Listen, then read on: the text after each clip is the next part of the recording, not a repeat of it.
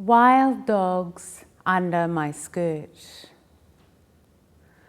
I want to tattoo my legs, not blue or green, but black.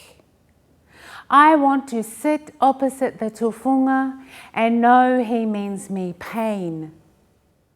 I want him to bring out his chisel and his hammer and strike my thighs, the whole circumference of them, like walking right round the world, like paddling across the whole Pacific in a log, knowing that once you've pushed off, loaded the dogs on board, there's no looking back now, bingo.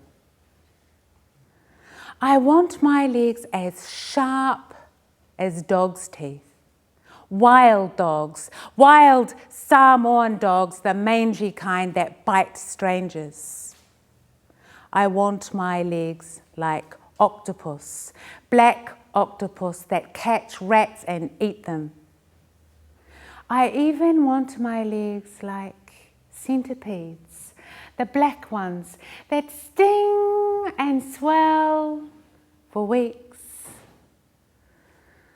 And when it's done, I want the tufunga to sit back and know they're not his.